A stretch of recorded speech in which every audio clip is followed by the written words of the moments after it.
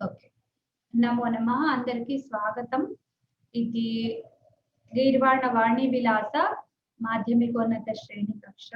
దీంట్లో కథా గద్య వాంగ్మయ పాఠమాల.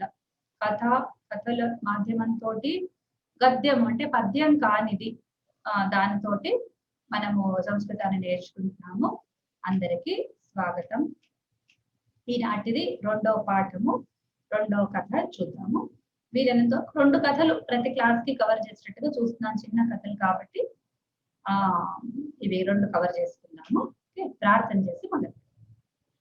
యో బ్రహ్మాణం విదధాతి పూర్వం యో వై వేదాంశ్చ ప్రహిణోతి తస్మై తమ్హదేవమాత్మబుద్ధి ప్రకాశం ముముక్షుర్వై శరణమహం ప్రపద్యే.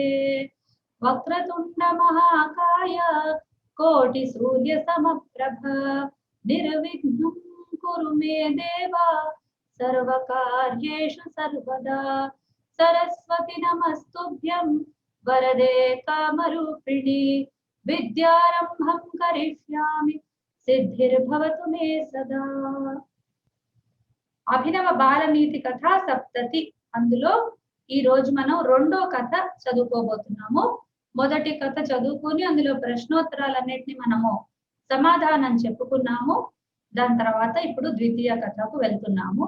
ఈ కథ పేరు తస్కరస్య కవేః చ కథ. తస్కరస్య కవేః చ కథ. ఒకసారి కథ అంతా చదువుతాను నేను. ద్వితీయ కథ తస్కరస్య కవేః చ కథ. ద్వితీయ కథ, రెండవ కథ ఇవాళ. తస్కరస్య, ఒకసారి ఫస్ట్ అయితే మొత్తం చదువుతాను. కశ్చిత్ చోరః పురాకృతస్య పుణ్యస్య వశాత్ కస్యచిత్ నగరస్య రాజా సమజాయత. కదాచిత్ కోపి కవిః తస్య అంతికం ఆగతః. అథ సహ కవిః తం రాజానం అధికృత్య కానిచిత్ పద్యాని పఠిత్వా సంభావనాం అయాచత. తతః స రాజా తస్మై కామపి సంభావనాం న అయచ్చత్. పరంతు సహ స్వస్య భృత్యాన్ ఆహూయ తస్య కవేః సర్వాణి వస్త్రాణి అపనీయ తం విద్రావయితుం ఆదిశత్. తథైవ తే తస్య దేహే వర్తమానాని సర్వాణి అవలుప్య తం విద్రావయంతి స్మ. నీతిః నీచం మహత్పదం ప్రాప్తోపి స్వీయం స్వభావం నీచః మహత్పదం ప్రాప్తోపి స్వీయం స్వభావం న త్యజతి. ఓకే, మళ్ళొక్కసారి చాలా మెల్లగా చదువుతాను, వినండి. దానివల్ల మీకే అర్థాలు స్ఫురిస్తాయి. ఒకసారి వింటే కొత్తగా ఉంటుంది, రెండోసారి వినేసరికి కొన్ని అలవాటు అవుతాయి. దాని గురించి రెండోసారి చదవండి. కశ్చిత్ చోరః పురాకృతస్య పుణ్యస్య వశాత్ కస్యచిత్ నగరస్య రాజా సమజాయత. కదాచిత్ కోపి కవిః తస్య అంతికం ఆగతః. అథ సహ కవిః తం రాజానం అధికృత్య కానిచిత్ పద్యాని పఠిత్వా సంభావనాం అయాచత. తతః స రాజా తస్మై కామపి సంభావనాం న అయచ్చత్. పరంతు సహ స్వస్య భృత్యాన్ ఆహూయ తస్య కవేః సర్వాణి వస్త్రాణి అపనీయ తం విద్రావయితుం ఆదిశత్. తథైవ తే తస్య దేహే వర్తమానాని సర్వాణి వస్త్రాణి అవలుప్య తం విద్రావయంతి స్మ. నీచః మహత్పదం ప్రాప్తోపి శ్రేయం స్వభావం న త్యజతి. ఓకే, దీని అర్థము మీరు ఎంతో సులువుగా మీరు చెప్పగలుగుతారు. మీరు చెప్పలేనివి నేను చెప్తాను. శారదా గారు మీరు ప్రయత్నించండి. కశ్చిత్ చోరః, ఒక చోరుడు, ఒక దొంగ, పురాకృతస్య పుణ్యస్య, ముందు చేసుకున్న పుణ్యం వలన, పుణ్యస్య వశాత్, పుణ్యం వలన, కస్యచిత్ నగరస్య రాజా సమజాయత, ఒకానొక నగరానికి రాజు అయ్యాడు. కదాచిత్, ఒకసారి, కోపి కవి, ఒకానొక కవి, తస్య అంతికం ఆగతః, అంతికం అనేదాన్ని కరెక్ట్ నాకు మీనింగ్ తెలియదు కానీ అతని దగ్గరికి వచ్చాడు. అతః సహ కవి తం రాజానం అధికృత్య కానిచిత్ పద్యాన్ని పఠిత్వా. ఈ అధికృత్య తెలియటం లేదు కానీ కవి ఆ రాజు దగ్గర కానిచిత్ పద్యాన్ని గురించి, అధికృత్య అంటే గురించి అని ద్వితీయ విభక్తిలో వస్తుందండి. రాజానం అతనిని గురించి అని, అతని గురించి వాడి మీద పద్యాలు చెప్పాడు అని, వాడిని విషయంగా చేసుకొని అని అర్థం. ఓకే, అర్థమైంది. కొన్ని పద్యాలు పఠిత్వ చదివాడు. సంభావనం అయాచత, సంభావనం యాచించాడు. తతః, అప్పుడు సహ రాజా తస్మై కామపి సంభావనాం న అయచ్చత్. రాజు ఏమి సంభావన ఇవ్వలేదు కానీ సహ స్వస్య భృత్యాన్ ఆహూయ, తన భృత్యులను, భటులను పిలిచి, తస్య కవి, ఆ కవిగా సర్వాణి వస్త్రాణి, అన్ని వస్త్రాలను, అపనీయ అంటే మరి తీయమంటున్నాడేమో, తం విద్రావయితుం ఆదిశత్. ఇది కూడా నాకు విద్రావయితం అనే వర్డ్ కొత్తగా ఉందండి. వస్త్రాలన్నీ తీసేసుకోమని చెప్పాడు. తథైవ, అదే విధంగా వారు తస్య దేహే, అతని యొక్క దేహం నుంచి, అతని దేహం మీద ఉన్న వర్తమానాన్ని సర్వాణి అవలుప్య తం విద్రావయంతి స్మ. ఇది నాకు కరెక్ట్ గా యూసేజ్ కూడా తెలియటం లేదు. అది బట్టలు రాజు చెప్పిన విధంగా అతని బట్టలన్నీ తీసేసి అతన్ని చేశారు. అందుకని నీచుడు మంచి పదవిలో, మంచి పీఠం మీద కూర్చున్నా కూడా తన స్వీయ స్వభావం త్యజించాడు అని చెప్పారు. సో విద్రావయతి అంటే ధ్రుధాతు, ద్రవతి అవుతుంది దీన్ని. ఓకే, ధ్రుధాతు పరిగెత్తటం అనే అర్థంలో ఉంటుంది. ఓకే, ధ్రుధాతువు గణం కూడా చెప్తాను. ధ్రువ అంటే దాకు ఒట్రసుడి, కాదు రకారం. ధ్రుధాతువు ఇది ధ్రుగతవు అన్నమాట. ద్రవతి అవుతుంది. ద్వాదిగణమే, ద్వాదిగణమే. ఓకే, సకర్మ పరస్మైపది ద్రవతి. సరే, సో దానికి వి అనే ఉపసర్గ. ఈ ద్రావయతి అనేది ద్రవతికి నిచ్ అన్నమాట. అంటే ప్రేరణార్థక నిచ్, అంటే కాజల్ ప్రేరణార్థకం అంటారు. మనం చేయటం, చేయించటం, ఆ రకంగా ద్రవతి ద్రావయతి. ద్రవతి అంటే వాడు పరిగెత్తుతాడు, ద్రావయతి అంటే ఇంకోడు పరిగెత్తిస్తాడు అని అర్థం. పఠతి పాఠయతి లాగా, దానిలాగా అంతే. ద్రవతి ద్రావయతి. ఇక్కడేమో ద్రావయితుం, విద్రావయితుం ఆదిశత్. వీళ్ళు విద్రావయంతి స్మ, పరిగెత్తించారు. అది కాబట్టి వాడు నీచుడు అని. సో మీకు అర్థమైందా లతా గారు?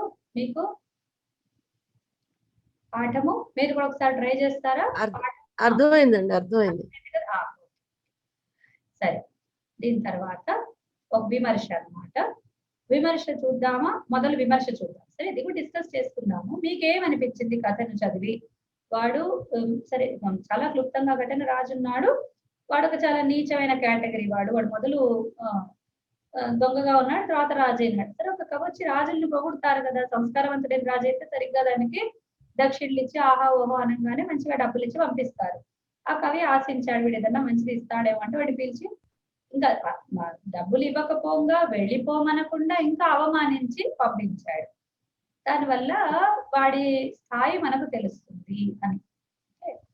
దాని మీద మన విమర్శ.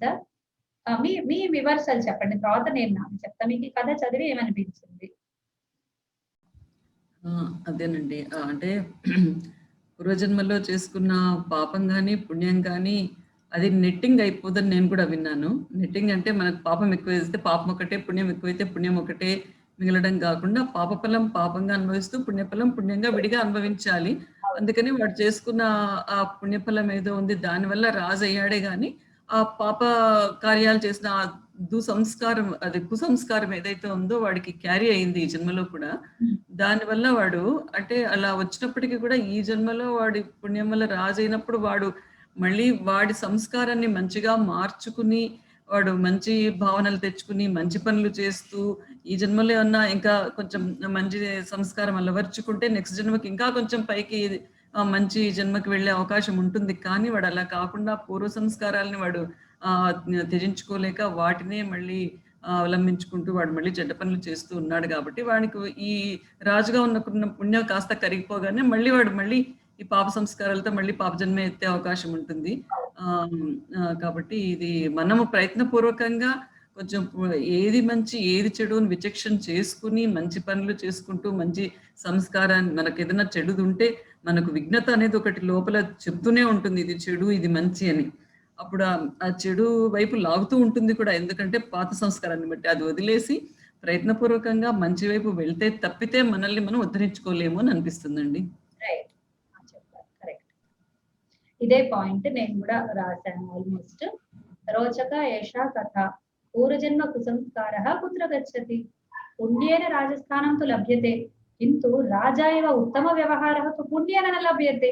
అది పాయింట్. ఓకే. సతు సత్సంస్కారేణైవ లభ్యతే. సంస్కారం వేరు పుణ్యం వేరు. పుణ్యం ఉంటే ఉండొచ్చు, సంస్కారం రావాలంటే రాదు కదా పుణ్యం వల్ల. రాజైనాడు కానీ రాజుకు సంబంధించిన సంస్కారం అతనికి రాలేదు. రాజయ్య పుణ్యం సంపాదించుకున్నాడు కానీ రాజుగా వ్యవహరించాల్సిన సంస్కారం అతను సంపాదించుకోలేకపోయినాడు. కింటు సమూఢ చోర కిం పూర్వజన్మని జనై స్వస్మిన్ కృతం వస్త్రాపనేనం విద్రావణం చ సత్కారం మన్యతే స్మ. అయితే ఇక్కడ ఏంటి, ఇప్పుడు ఒక కవి వచ్చాడు వాడిని సత్కరించాలి. అయితే బట్టలు తిప్పేసి పంపించి పరిగెత్తించటం అనేది అది ఒక సత్కారం అని వాడికి ఎందుకు అనిపించింది? వాడు దుష్టత్వం, వాడు ఇప్పుడు పొగిడాడు అన్న సంగతి కూడా అర్థం కాలేదా? అది వాడికి ఈ కవి పొగిడాడని అర్థం కాలేదా? పొగిడిన వాళ్ళకి మంచి చేసేది పోయి చెడు చేయాలి అనే సంస్కారం వాడికి ఎక్కడి నుంచి వచ్చింది? తను ఏమైనా అవమానం అనుకున్నాడా దాన్ని? అది అర్థం కాలేదు ఈ కథలో. ఓకే. ఏ రకంగా మొదట్లో రోచక అనేది ఏంటండి? కథ రోచక అంటే చాలా ఆసక్తిదాయకమైంది, అంటే రుచించేది బాగుంటుంది అంటాం కదా మనం. మహ్యం రోచతే అంటాం కదా, అదే ధాతువు. ఇంకొకసారి కథ అది చూపిస్తారండి? అట్లా చదవండి, మీరు ఒకసారి చదవండి, మొత్తం కథ చదవండి. నేను చదవమంటారా ఇంకోసారి? కశ్చిత్ చోరః పురాకృతస్య పుణ్యస్య వశాత్ కస్యచిత్ నగరస్య రాజా సమజాయత. ఇక్కడ సమజాయత అనేది ఆత్మనేపది వర్బ్ కింద వచ్చిందా? అవి నేను ఎక్స్ప్లెయిన్ చేస్తాను, మీరు మామూలు కథ చదవండి, నేను వర్డ్స్ ఎక్స్ప్లెయిన్ చేస్తాను. కదాచిత్ కోపి కవిః తస్య అంతికం ఆగతః అతః సః కవిః తం రాజానం అధికృత్య కానిచిత్ పద్యాని పఠిత్వా సంభావనం అయాచత. తతః సః రాజా తస్మై కామపి సంభావనాం న అయచ్చత్. పరంతు సః స్వస్య భృత్యాన్ ఆహూయ తస్య కవేః సర్వాణి వస్త్రాణి అపనీయ తం విద్రావయితుం ఆదిశత్. తథైవ ते तस्य देहे वर्तमानानि सर्वाणि अवलुप्य तं विद्रावयन्ति स्म.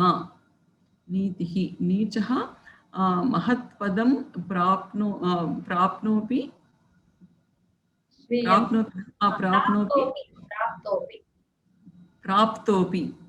స్వీయం స్వభావం న త్యజతి. మనం ఇప్పుడు పదాలు సందేహాలు ఉన్న చోటాన్ని కాదు కానీ మొత్తం పదాలకి నేను చెప్తాను. ఓకే, అది చూద్దాం మనం, ఎందుకంటే భాష మీదే మనం దృష్టి పెడుతున్నాం కాబట్టి. కశ్చిత్ చోరః వకానక చోరుడు, కహ ప్లస్ చిత్ కశ్చిత్. ఓకే. పురాకృతస్య పురాకృతః దాని యొక్క షష్ఠీ విభక్తి ఏకవచనం. పుణ్యస్య వశాత్. పుణ్యస్య అనేది పురాకృతస్య, ఇవి రెండు విశేషాలు. పుణ్యస్య అనేది విశేష్యము, పురాకృతస్య అనేది విశేషం. పుణ్య శబ్దం నపుంసకం, పుణ్యం. పుణ్యస్య దాని షష్ఠీ విభక్తి. సో పురాకృతం పుణ్యం అంటాం. సో పురాకృతస్య పుణ్యస్య వశాత్, దాని యొక్క వశం చేత, దాని కారణంగా. కస్యచిత్ నగరస్య రాజా. నగరస్య కస్య చిత్, ఏదో నగరానికి, ఒకానొక నగరానికి. ఆ కస్యచిత్ అంటే ఒకానొక అని అర్థం. నగరస్య, నగర శబ్దము. నగరం పుల్లింగమా స్త్రీలింగమా నపుంసకలింగమా ఒకసారి నేను చూసి చెప్తాను. నగరం నపుంసకలింగం వస్తుందండి, నగరి అనేది స్త్రీలింగం. నిత్యం నేను ఎందుకంటే కన్ఫర్మ్ చేసుకొని చెప్తానమ్మా, నాకు ఇంతకుముందు దుష్టమైన అనుభవాలు జరిగినాయి, అందుకని గుర్తుంటుంది, కానీ ఎందుకైనా మంచిదని చూసి చెప్తాను. సో నగరం నపుంసకలింగం. ఓకే, నగరస్య రాజా సమజాయత. సమ్ ప్లస్ అజాయత సమజాయత, లంగ్లకారము. జా ధాతువు. ఓకే, జాయతే వస్తుంది. జాయతే అనేది దాని లట్లకార రూపము. అజాయత అనేది లంగ్లకార రూపం. కర్మణీయం కాదు, కర్తరి ప్రయోగం. నేను సం అజాయత.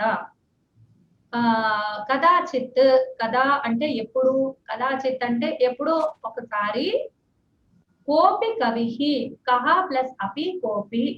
కవిహి తస్య అంతికం, దగ్గరకు. ఆగతః వచ్చాడు. అథ సహ కవిహి తం రాజానం అధికృత్య. ఆ కవి ఆ రాజు మీద, రాజు గురించి, రాజుని విషయంగా చేసుకుని కానిచిత్ పద్యాన్ని పఠిత్వా. కాని అంటే ఏవి అని, కానికి చిత్ ఉంటే కొన్ని అని అర్థం. ఓకే, కొన్ని పద్యాలను పఠిత్వా. పద్యాన్ని, పద్యం పద్యే పద్యాన్ని నపుంసకలింగం. పఠిత్వా, పఠ్ ప్లస్ త్వా, పఠిత్వా. ఓకే, పఠిత్వా అంటే చదివి. ఓకే, చదివి అసమాపక క్రియ, భూతకాలం. సంభావనాం అయాచత. సం ప్లస్ భావన. సంభావన శబ్దానికి అర్థము ఒక దక్షిణ లాంటిది. ఏదైనా మంచి పని చేసినందుకు బ్రాహ్మణులకు ఇచ్చేది సంభావన అని అంటూ ఉంటారు. లేదా ఏదన్నా పారితోషికము, సంభావన అనే పదాలు ఒక రివార్డ్ గా, లేకపోతే ఒక ప్రైజ్ గా, ఒక పని చేసినందుకు ప్రతిఫలంగా ఇచ్చేదాన్ని సంభావన అంటారు. అయాచత, యాచ్ ధాతువు. యాచతే, యాచేతే అని ఆత్మనేపదం వస్తుంది. అయాచత లంగ్లకారము. ప్రథమ పురుష బహువచనం, ఏకవచనం. సో పద్యాన్ని పఠిత్వా అయాచత. సో కవిహి అనేది ఇక్కడ సబ్జెక్ట్, కవిహి అనేది ఇక్కడ కర్త. తతః స రాజా. అప్పుడు రాజా, రాజా ఏం చేస్తాడు? రాజన్న శబ్దము నకారార్థము. తతః అప్పుడు అనే అర్థంలో తతః అని వాడతారు సంస్కృతంలో. సహ రాజా తస్మై కామపి సంభావనాం న అయచ్చత్. తస్మై అంటే కస్మై కవయే. ఆ కవికి అయచ్చత్ ఉంది కదా, యచ్చ ధాతువు ఉంది కదా, అందుకని తస్మై అని వచ్చింది చతుర్థి. యచ్చ ధాతువు దా అర్థకం అన్నమాట. దా ధాతు అర్థమే యచ్చ ధాతు అర్థం. ఓకే, యచ్చతి, యచ్చతః, యచ్చంతి, ఇది పరస్మైపది. అయితే అయచ్చత్ లంగ్లకారము, ప్రథమ ఏకవచనం. సో రాజా న అయచ్చత్, ఇవ్వలేదు. ఏమి ఇవ్వలేదు? కాం అపి సంభావనాం న అయచ్చత్. కాం అపి అంటే ఇందాక చిత్ అనుకున్నాం కదా, అటువంటిదే అపి. ఓకే, కాం అంటే ఏమని అని అర్థం, ఎవతిని, దేనిని అని. ఇక్కడ సంభావన శబ్దం స్త్రీలింగం కాబట్టి కాం అపి అన్నాడు. లేకపోతే కమపి సంభావనం అనేవాళ్ళు, అది తప్పు. కాం అపి సంభావనాం న అయచ్చత్, ఇవ్వలేదు. ఓకే, ఇక్కడ ద్వితీయ భక్తి ఎందుకుంది? యచ్ ధాతువుకు దాయచ్ ధాతువు ఉంది కదా, దానికి ఇక్కడ ఇది కర్మ అయింది. ఓకే, దేనిని అయచ్చత్ న అయచ్చత్ అంటే సంభావనాం న అయచ్చత్. పరంతు సహ స్వస్య భృత్యాన్ ఆహూయ. అతడు తన పరంతు, పరము ప్లస్ తు, పరంతు తకారం ఉంది కాబట్టి అక్కడ అనుస్వారం నకారంగా మారుతుంది. పరంతు సహ. ఒక్క నిమిషం అండి. యచ్చకి కామపికి సంబంధం మళ్ళీ ఒక్కసారి చెప్పరా? అయచ్చత్ అనేది ఇక్కడ మన వర్బ్ కదా అన్న. అయచ్చత్ అది నిగేషన్ లో ఉంది. ఇవ్వలేదు, ఇవ్వలేదు అనేది ఇక్కడ వర్బ్, క్రియాపదం. ఆ క్రియాపదానికి దేనిని ఇవ్వలేదు అని అంటే సంభావనను ఇవ్వలేదు. ఆ సంభావన అనే దానికి కామపి అనేది దానితో పాటు ఉన్నది, విశేషణ భావం కాదు అది, కానీ అదొక సర్వనామ పదం కాబట్టి కిమ్ అనేది సర్వనామ పదం కదా. సో దాంతో పాటు ఇది కూడా, ఇది ఏ లింగం ఏ వచనం ఏ విభక్తిలో ఉంటే అది కూడా అదే లింగం వచనం విభక్తిలో ఉంటుంది. విశేషణమే కాదు, సర్వనామం కూడా నామ పదాన్ని అనుసరించి ఉంటుంది. సో కామపి అని అంటే సంభావన అనేది, సంభావనకి కామ్ అనేది సర్వనామం అయింది. సో కామ్ అపి అంటే ఏది కూడా అని అంటాం కదా, అది అపి అనేది ఏది కూడా దీర్ఘం ఉన్న ఏది అని. అది క్లియరా? ఇది పరంతు అనేది ఏమో చెప్పారండి, పరంతునా ఏమన్నారు? పరమ్తు అన్నమాట. అది యాక్చువల్ గా పరమ్తు. అయితే అది కలిపి రాసేటప్పుడు అనుస్వారం నకారంగా మారుతుంది, ఎందుకంటే తకారం ఉంది కదా ఎదురుగా అని పరంతు అవుతుంది. సంధి, చిన్న సంధి అక్కడ. పరం ప్లస్ తు అంతేనా? ఇంకా మామూలు కామపి అంటే కామ్ ప్లస్ అపి, అదే సంధి కాదు, కలిపి రాయటం అంతే. ఉపసర్గాను ధాతువులు మనం ఎప్పుడు విడతీయకూడదు, విడదీసి చదువుతాం కానీ విడదీసి రాయకూడదు. సం అజాయత అనేది ఊరికి అర్థం కావటానికే గాని అది విడివిడిగా రాసేది కాదు. అట్లాగే సంభావన ఒకటే పదము, సం ఉపసర్గ భూధాతువే కానీ మనం అట్లా చెప్పము. ఆ పదం కాబట్టి దాన్ని నౌన్ గా నామవాచకంగా తీసేసుకుంటాం. పరంతు సహా స్వస్య భృత్యాన్ ఆహూయ. ఆహూయ అంటే హువా ధాతువు. ఓకే, హువా ధాతువు హూయ అవుతుంది అంటే పిలిచి, ల్యప్ ఉందన్నమాట అక్కడ. అంటే స్వార్థకమే ల్యప్, ఆ ఉపసర్గ. ఆహ్వయతి అని ఉంది కదా, అదే ఆహూయ అంటే పిలిచి. ఓకే, ఆ కవి యొక్క భృత్యాన్ ఎవరిని పిలిచి, పిలిచి అనేది ఇక్కడ క్రియాపదం అంటే ఇది ముఖ్య క్రియ కాదు, ఇంకా అసమాపకంలోనే ఉంది. అయితే దానికి కూడా ఒక కర్మ ఉంటుంది. క్రియాపదం స్వార్థకమైనా కూడా దానికి కర్మలు అవన్నీ ఉంటాయి. సో భృత్యాన్ ఆహూయ. ఓకే, భృత్యాన్ అంటే భృత్య శబ్దము అకారాంతము, దాన్ని ద్వితీయ విభక్తి బహువచనం. ఓకే, భృత్యాన్ ఆహూయ స్వస్య భృత్యాన్. స్వస్య అనేది తన యొక్క మృత్యులను. ఓకే, ఆహూయ తస్య కవేహే. కవేహే తస్య, తస్య అనేది కవేహికి సర్వనామ పదం. సో అది షష్ఠి విభక్తి, ఇది షష్ఠి విభక్తి. కవేహే సర్వాణి. ఓకే, వస్త్రాణి, వస్త్రానికి సర్వాణి అనేది సర్వనామ పదము కాబట్టి రెండు ఒకటే లింగం వచనాల్లో అన్ని వస్త్రాలను ఇక్కడ ద్వితీయ విభక్తిలో ఉంది. ఎందుకు? అపనీయ. ఇక్కడ ఆహూయ అసమాపక క్రియ, కానీ అతడు తన వృత్తులను పిలిచి ఆ తర్వాత అపనీయ అంటే తొలగించి అన్న దగ్గర దేనిని తొలగించి? సర్వాణి వస్త్రాన్ని అపనీయ, అన్ని వస్త్రాలను తొలగించి. ఓకే, అందుకని ఇక్కడ రెండో క్రియ తం విద్రావయితుం ఆదిశత్. ఆదిశత్ అనేది ముఖ్య క్రియ. ఇది లకారంలో ఉంటుంది ముఖ్య క్రియ, తింగంతమై ఉంటుంది. ఓకే, సో తింగంతమైన క్రియ ఇక్కడ ఆదిశత్. హలో లేదురా, నమస్కారం అండి. లేదు. ఓకే, సో ఈ అతన్ని ఆహూయ తస్య కవే సర్వాణి వస్త్రాన్ని అపనీయ.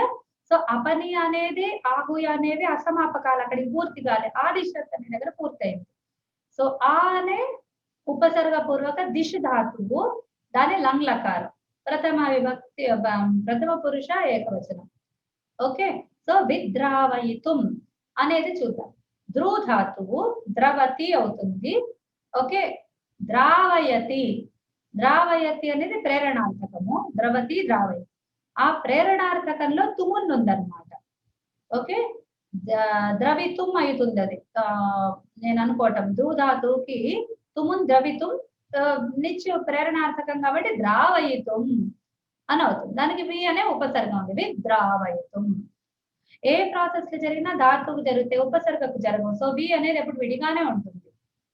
ఓకే, విద్రావయితుం ఆదిశత్. ఏమని ఆదేశించాడు? విద్రావయితుం ఆదిశత్. ఇక్కడ ఆదిశత్ ఇంకా కర్మ అవేం లేవు. ఓకే, తుమున్నే అక్కడ తీసుకోవాలి. వస్త్రాన్ని అపనీయ తం తం విద్రావయితుం. విద్రావయితుం అనేది తం కవిం అన్నమాట, కవిని విద్రావయితుం ఆదిశత్. ఓకే, కాబట్టి విద్రావయితుంకి తం అనేది కర్మ అన్నమాట. ఓకే, అతడిని ఉరికించేసేయండి, పరిగెత్తించండి, ఇక్కడి నుంచి పారదోలండి, పారదోలటానికి అని చెప్పుకోవచ్చు మనము. తథైవ అదే విధంగా, తథా ప్లస్ ఏవ తథైవ, తే తస్య దేహే, తే వారు, ఎవరు, భృత్యాన్ ఆహూయ అన్నాడు కదా, వారు భృత్యులు, తస్య అతని అంటే కవి యొక్క, దేహే అంటే దేహము నందు సప్తమి విభక్తి, అకారాన్న సప్తమి విభక్తి, వర్తమానాన్ని సర్వాణి అవలుప్య, సర్వాణి వస్త్రాన్ని అవలుప్య అని అర్థం అన్నమాట. అతని ఒంటి మీద ఉన్న బట్టలన్నీ, దేహే వర్తమానాన్ని, వర్తమాన శబ్దము వృత్ ధాతువు షానచ్ ప్రత్యయము వర్తమాన అవుతుంది, అదొక నౌన్ లాగా అవుతుంది అన్నమాట. షానచ్ అనేది ప్రెసెంట్ కంటిన్యూస్, ఉన్నటువంటి అన్నది. ఓకే, అయితే వస్త్రానికి అది విశేషణం లాంటిది, ఉన్నటువంటి వస్త్రాలను. సో ఉన్నటువంటి వాటిని వస్త్రాలను అని చెప్పుకోవాలి. సో అది కూడా ద్వితీయ విభక్తిలోనే ఉంది. నపుంసకలింగం వాటి మనకు ప్రథమ ద్వితీయ రూపంలో తేడా తెలీదు, అర్థంలో సందర్భం వల్ల తెలుస్తుంది.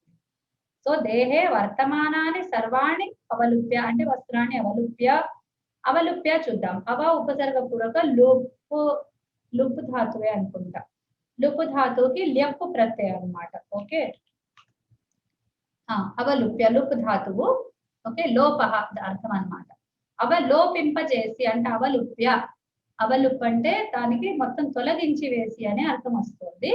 ఓకే, తం విద్రావయంతి స్మ, తం అంటే కవిం, కవిని, విద్రావయంతి స్మ మళ్ళీ సేమ్, ద్రవంతి ద్రావయంతి, దాన్ని ప్రేరణాత్మకనిచ్చు, దీనికి వి అనే ఉపసర్గ, విద్రావయంతి, విద్యాహ కాబట్టి తే ఉంది కాబట్టి విద్రావయంతి అని బహువచనం.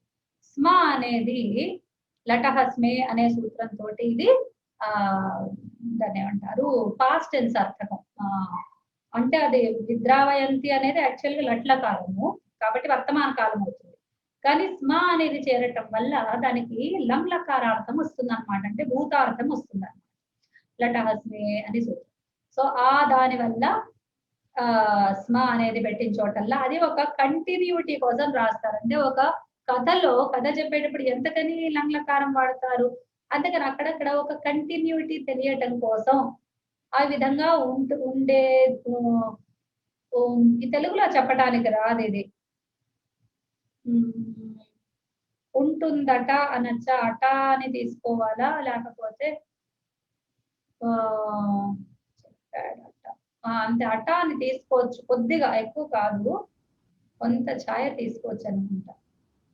వచ్చాడట, వచ్చాడు అన్ని పాస్ట్ టెన్స్ లోనే వాడుతున్నాం అట కూడా మనం, కాబట్టి విద్రావయంతి స్మ అంటే అది అట్లా చేసేవాళ్ళు, కానీ ఇక్కడ అట అని కాదు, బట్ అంతే డైరెక్ట్ గా మనం భూతార్థం చెప్పుకోవచ్చు ఇక్కడ, భూతకాలం. ఓకే, దీని నీతి, నీతిది నీచ మహత్ పదం ప్రాప్తోపి, ప్రాప్త ప్లస్ అపి ప్రాప్తోపి, మహత్ పదం ఇది యాక్చువల్ గా రెండు విడి పదాలు, మహత్ అనేది కలిపి రాయాల్సిన అవసరమే లేదు, పదం అనేది నపుంసకలింగం కాబట్టి మహత్ అనేది దానికి విశేషణము, మహత్ పదం అంటే గొప్ప పదవిని. ఓకే, ఇక్కడ కూడా ద్వితీయ విభక్తే ఉంది, అది నపుంసకలింగం అయినప్పటికీ ద్వితీయ విభక్తి. ప్రాప్తోపి, ప్రాప్త ప్లస్ అపి ప్రాప్తోపి, స్వీయం స్వభావం న త్యజతి, స్వీయం తన యొక్క, దానిని, స్వభావమును న త్యజతి, ఎందుకు త్యజతి అంటే వదిలిపెడతాడు, న త్యజతి వదిలిపెట్టడు, దేనిని వదిలిపెట్టడు, స్వభావమును వదిలిపెట్టడు. ఏ స్వభావము, స్వీయం స్వభావం, తన యొక్క స్వభావం. సో స్వభావానికి స్వీయం అనేది దాన్ని అంటి పెట్టుకున్నది విశేషణం అని చెప్పలేము, ఇది అదే రెండు సేమ్ విభక్తిలో ఉన్న వాటి రెండు జంట, అంటే వాటికి సంబంధం ఉంది. సో తన యొక్క విశేషణం అనొచ్చు, కానీ డైరెక్ట్ గా విశేషణం కాదు, తన యొక్క స్వభావం, తన యొక్క దానిని అని చెప్పాలి, తన యొక్క దానిని స్వభావమును నత్యజతి, ఎందుకంటే ఇందులో కూడా ద్వితీయ విభక్తి ఉంది, ఇందులో కూడా ద్వితీయ విభక్తి ఉంది. సో కశ్చిత్ చోరః పురాకృతస్య పుణ్యస్య వశాత్ కస్యచిత్ నగరస్య రాజా సమజాయత, కదాచిత్ కోపి కవిః తస్య అంతికం ఆగత, అంతికం అంటే దగ్గరకు. ఓకే, అంతిక శబ్దానికి దగ్గరకు అని అర్థం. అథ అథ అథః అథ స కవిః తం రాజానం అధికృత్య కానిచిత్ పద్యాన్ని పఠిత్వా సంభావనాం అయాచత, అప్పుడు ఆ కవి రాజు మీద రాజు గురించి కానిచిత్ అంటే రాజుని విషయంగా చేసుకుని అని అర్థం. అధికృత్య అంటే వాళ్ళ మీద చెప్పటం అంటాం కదా అట్లా. ఓకే. ఇక్కడ ఒక జోకే గుర్తుకొస్తుంది. ఒక పిల్లాడు ఆవు మీద వ్యాసం రాసుకొని రారా అంటే మర్నాడు ఏదిరా నీ వ్యాసం అంటే రాశాను సార్ అంటాడు. అంటే మరి ఏది చూపించరా అంటే నేను ఏ ఆవు మీద రాస్తాను ఆవు లోపలికి రానంటోంది సార్ అంటాడు. అంటే ఆవు గురించి రాయాల్సింది వాడు ఆవు మీద రాసేవరేమంటే లిటరల్ గా తీసుకొని ఆవు ఒంటి మీద వ్యాసం రాసుకొని వచ్చాడు అని అన్నమాట.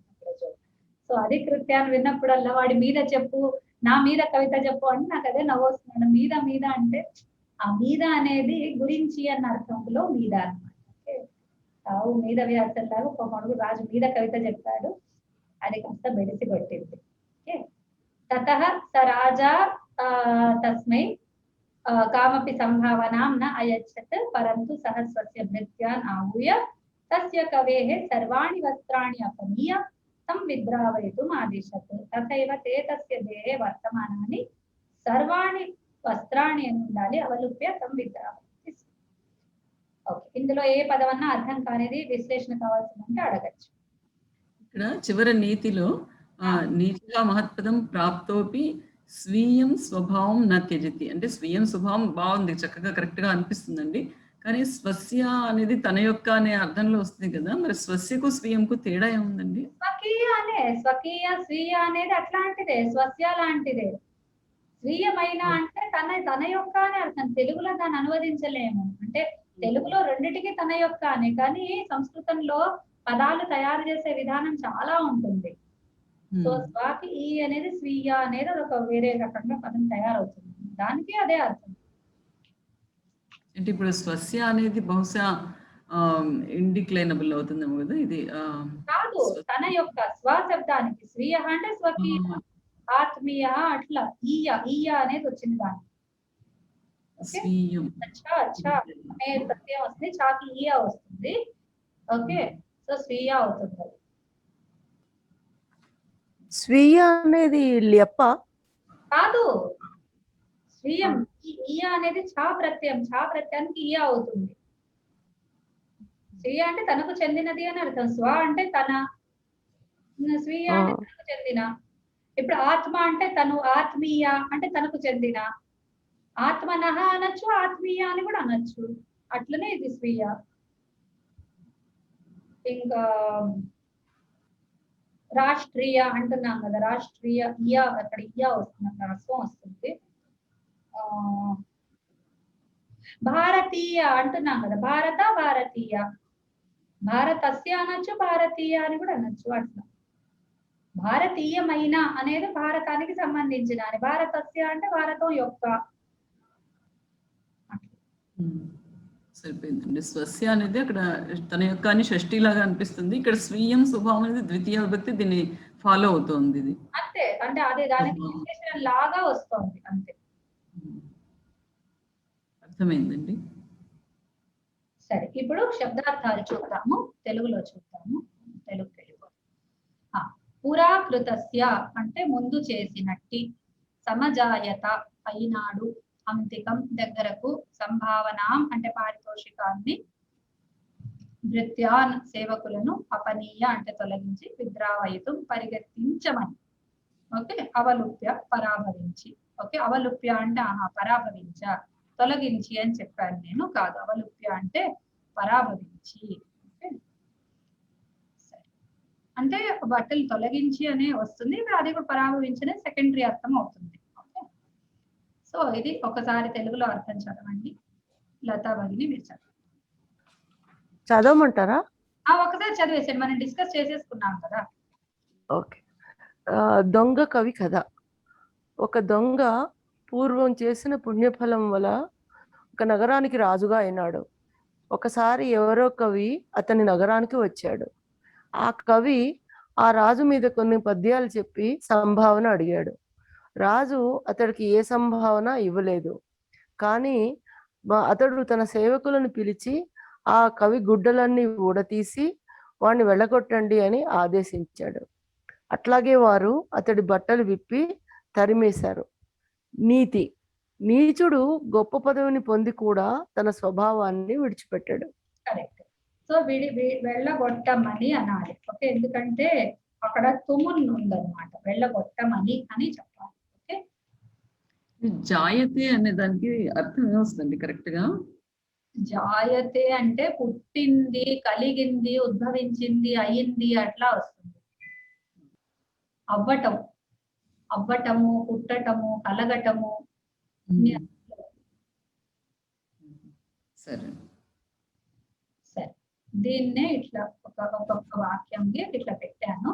ఓకే, సో ఇది కూడా మనం చదువుకుంటాం. Sentence translation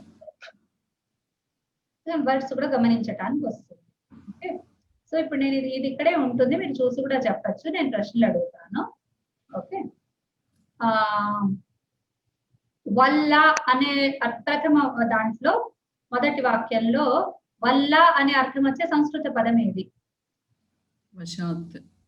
వశాత్. రాజు అయినాడు. వశాత్. రాజా సమజాయత. అంతికం అంటే ఏంటి? దగ్గరకి. దగ్గరకి. ఇక్కడ నగరానికి అనే దాంట్లోనే అంతర్భాగం అయిపోయింది. అతని అంతికం అంటే అతని దగ్గరకి అని రాదు. నగరానికి అని లేదు, అతని వద్దకు వచ్చాడు. చూసాం మరి మనము నగరస్య అన్న దగ్గర చూస్తాం. ఓకే, అథ స కవి అధికృత్య అంటే ఏంటి? ఆయన గురించి, ఆయన్ని విషయంగా చేసుకుని అన్నట్టుగా. పఠిత్వా అంటే ఏంటి? చదివి, చెప్పి. చదివి. చెప్పి బదులు చదివే పెడదాం. ఓకే, చదివి పెడితే ఇంకా దగ్గరగా ఉంటుంది. పద్యాలు చెప్పటం అని అంటాం కానీ ఇడియం కోసం అది పెడతాము, కానీ పద్యాలు చదవటం అని పెడతాం. ఓకే, సేవకులు ఏ శబ్దం సంస్కృతంలో? బహువచనం, పుంలింగ బహువచనం. పరిగెత్తించండి లేదా వెళ్ళగొట్టండి. విద్రావయంతు లేదా విద్రావయితు అంటే వెళ్ళగొట్టమని. విద్రావయంతు. సరే, సరే. ప్రాప్తోపి అంటే ఏంటి? ప్రాప్త అపి అంటే అది పొంది ఉన్నా కూడా. ఉంది కూడా. ఉండి కూడా. రైట్. ఇది అయిపోయింది. ఇది అయిన తర్వాత ఇప్పుడు మనం ప్రశ్నలు చూద్దాం. ప్రశ్న: కహ రాజా సమజాయత? రాజుగా ఎవడయ్యాడు? ఏకః చోరః. కశ్చిత్ చోరః. కశ్చిత్ చోరః. కశ్చిత్ చోరః రాజా సమజాయత. కహ తస్య అంతికం ఆగతః? కవిః. కోపి కవిః. కోపి కవిః. సహ కిం కృత్వా కిం అయాచత? పద్యం పఠిత్వా సంభావనం అయాచత. పద్యాన్ని కిం అన్నారు కదా, పద్యం అని చెప్పాలి, కిం అన్నారు కాబట్టి పద్యం పఠిత్వా ఏం చేసి అన్నాను. పద్యాన్ పఠిత్వా పద్యాన్ని పఠిత్వా సంభావనాం అయాచత. తదానీం రాజా కిం ఆదిశత్? భృత్యాన్ ఆహూయ వస్త్రాణి విద్రావయితుం ఆదిశత్. వస్త్రాణి అవలుప్య తం విద్రావయితుం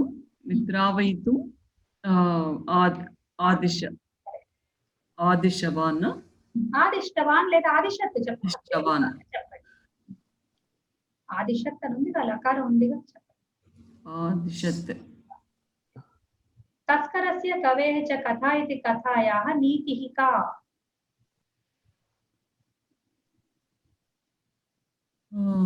స్వీయ స్వభావం త్యజతి. ఆ ఇంకా ముందు ఏదో ఉంది. మహత్పదం ప్రాప్తోపి మహత్పదం ప్రాప్తోపి ఇంకా స్వీయ ఎవరు స్వభావం మహత్పదం నీచః నీచః మహత్పదం ప్రాప్తోపి స్వీయం స్వభావం న త్యజతి. త్యజతి. బాగుందండి. దీనిలో చాలా కొన్ని కొత్త పదాలు, కొత్త ప్రయోగాలు బాగున్నాయి, తెలుసుకుందాం ఈరోజు. సో దేహే వర్తమానాని అనేది ఒకసారి విశ్లేషించండి. వర్తమానాని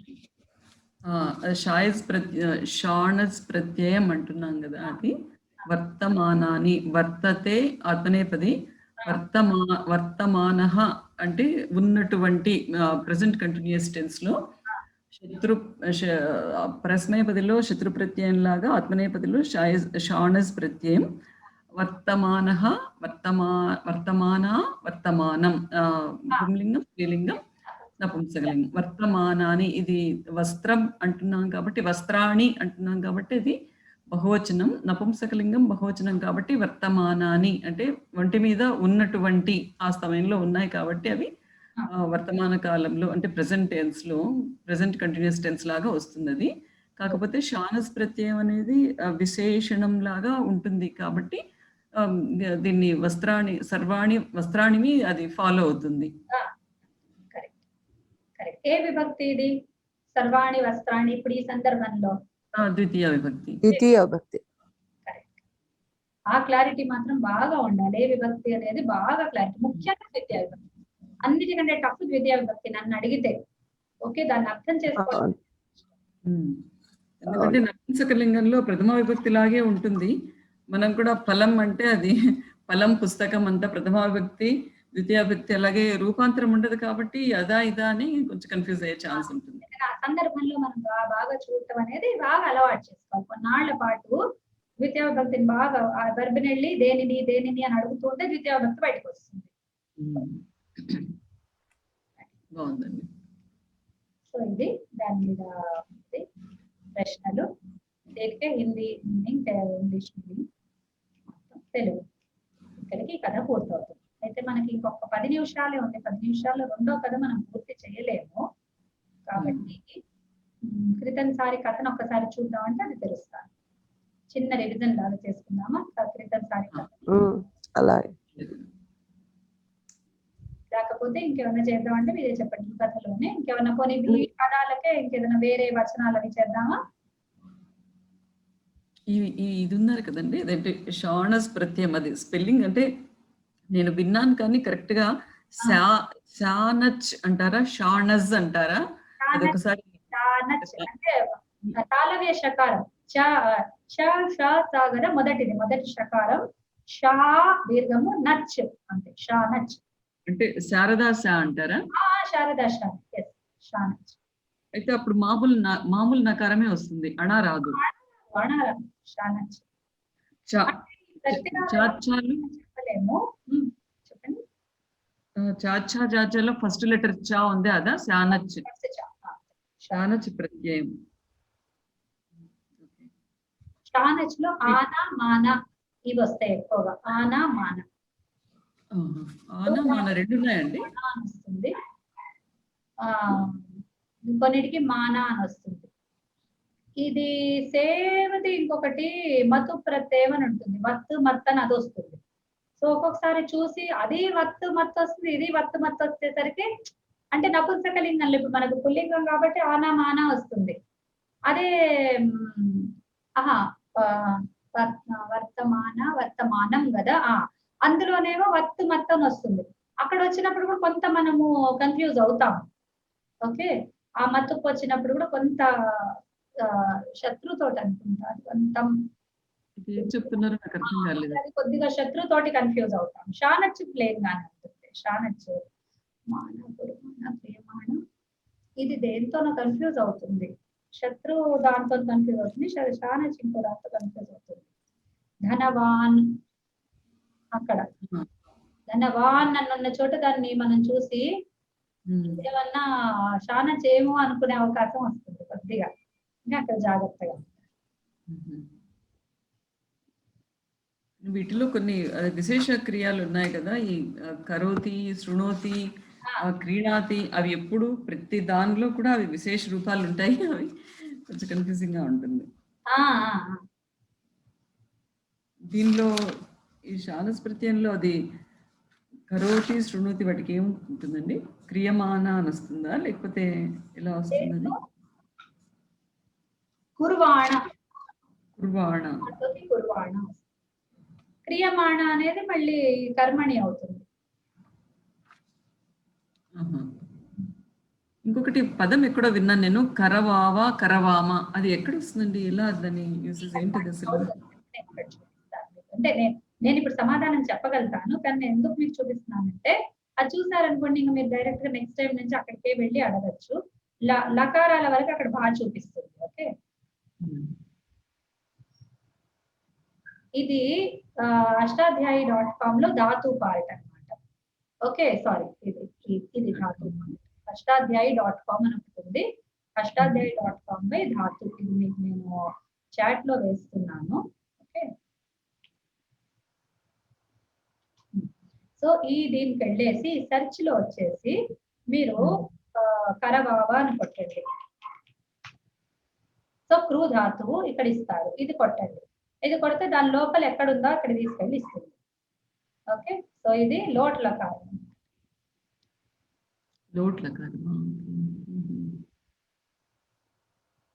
ఇది బాగుంది, వెబ్సైట్ చాలా బాగుంది. కాకపోతే ఏంటంటే ఇప్పుడు పెద్దవాళ్ళం కాబట్టి మనకేం ప్రాబ్లం లేదు. చిన్న పిల్లలకు అలవాటు చేసాం అనుకోండి, క్యాల్కులేటర్ లాగే సొంత బుర్ర పనిచేయడం మానేస్తుంది.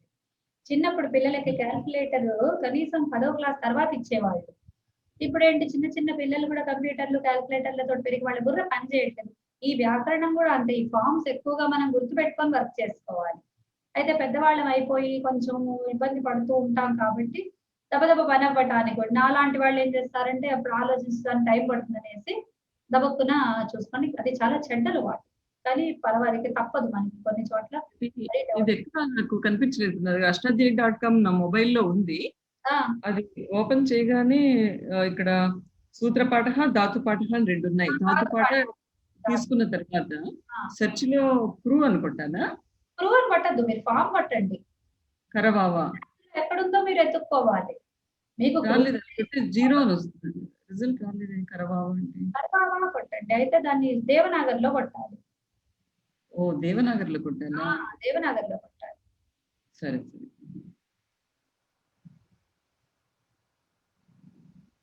నిన్న అష్టాధ్యాయిలో జహారా కొడితే ఏ రకంగా చేసినా రాలేదండి. జహారా మీరు ఎందుకు దేవనాగర్లోనే కొట్టారా? ఇగో వచ్చినాయిగా. రుయిహరణే 4 ధాతువులు ఉన్నాయి. 4 కాదు, 2 ధాతువులు ఉన్నాయి. జుహోత్యాది ఒకటి, బాది ఒకటి. జహారా అనేది లిట్లకారం. 2 ఫార్మ్స్ వచ్చాయి, అందుకే 2 సార్లు చూపిస్తోంది. జీరో రిజల్ట్స్ ఫౌండ్ అని వచ్చింది. లేదు, మరి మీరు దేవనాయో మరి ఎందుకు వచ్చిందో తెలియదు. జహారా దేవనాగర్. సరే నేను తెలుగులో ఇచ్చాను, ఇంగ్లీష్ లో ఇచ్చాను. దేవనాగర్ లోనే ఇవ్వాలి. దేవనాగర్ లోనే కొట్టాలి. అదే జనరల్ గా దేవనాగర్ లోనే ఉంటుంది. మీరు వేరేది కొడితేనే 0 అని ఉంటుంది. అది సరే.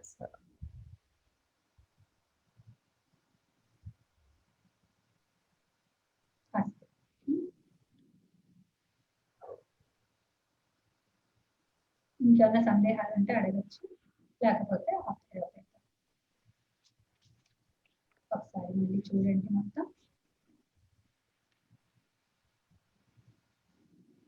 కశ్చిత్ చోరః పురాకృతస్య పుణ్యస్య వశాత్ కస్యచిత్ నగరస్య రాజా సమజాయత.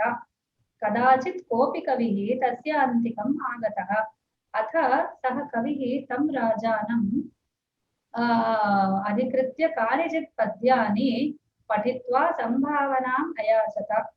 తతః సహ రాజా తస్మై కామపి సంభావనాం న అయచ్చత్, పరంతు సహ స్వస్య భృత్యాన్ ఆహూయ తస్య కవేః సర్వాణి వస్త్రాణి అపనీయ తం విద్రావయితుం ఆదిశత్.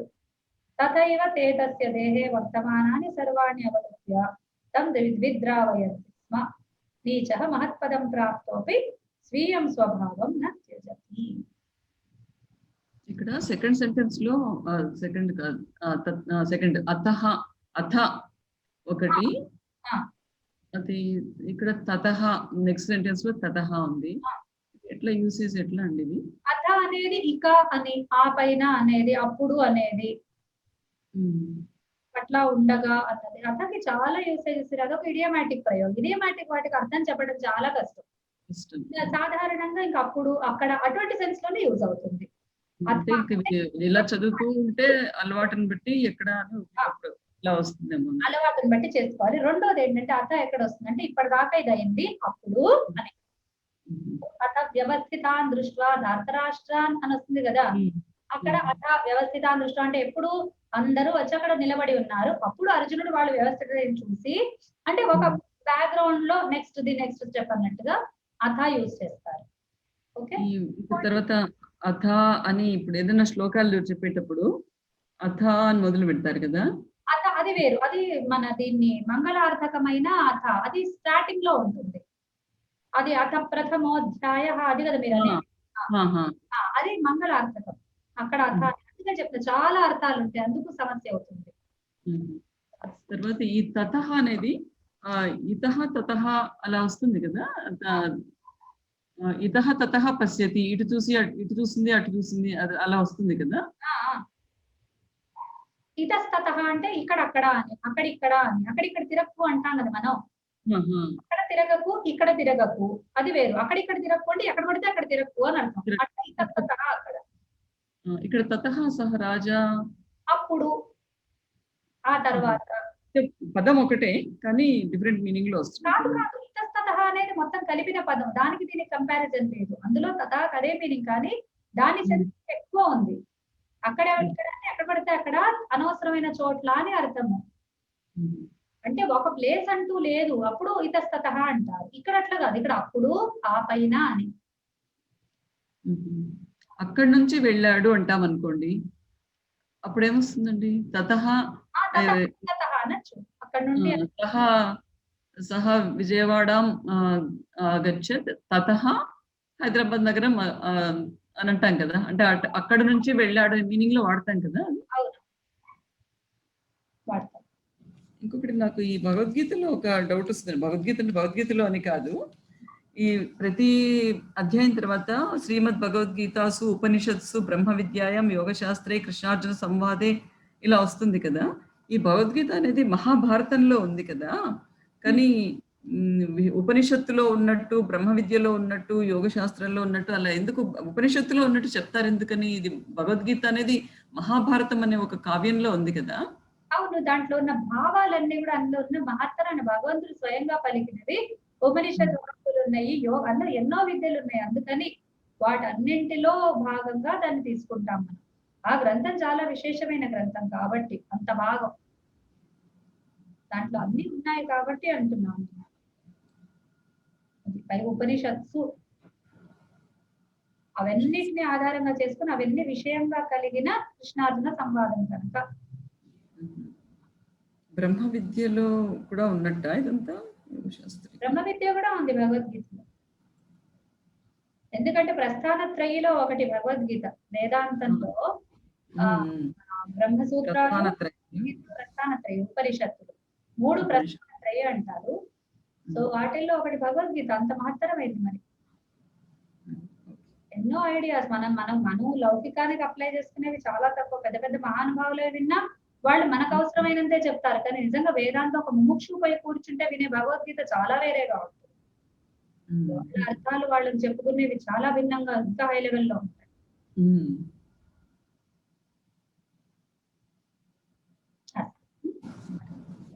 ఎవరి స్థాయిని బట్టి వాళ్ళు అర్థం చేసుకోగలరు అంతే. సరేనండి, నమస్కారం. న్యాయేన మార్గేణ మహి మనీషా గోబ్రాహ్మణేభ్యో నిత్యం లోకా సమస్తా సుఖినో భవంతు, సర్వే భవంతు సుఖినః, సర్వే సంతు నిరామయాః, సర్వే భద్రాణి పశ్యంతు, మా కశ్చిద్ దుఃఖం భవేత్. సర్వం శ్రీరామార్పణమస్తు. ధన్యవాదాలండి, నమస్కారం. ధన్యవాదాలు.